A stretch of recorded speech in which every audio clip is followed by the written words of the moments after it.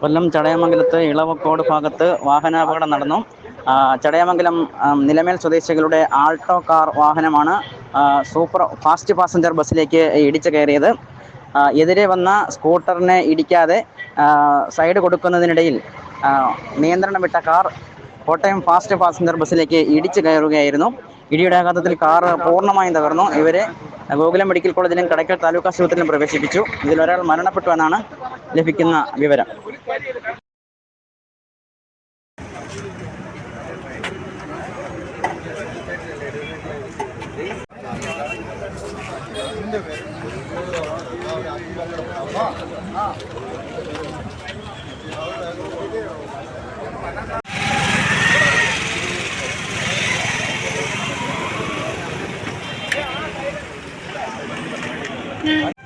എന്തെങ്കിലും അഡ്രസ്സോ കാര്യങ്ങളോ ഉണ്ടെങ്കിൽ അവരെടുത്ത് ഏൽപ്പിച്ചാൽ അവർ കോൺടാക്ട് ചെയ്യും.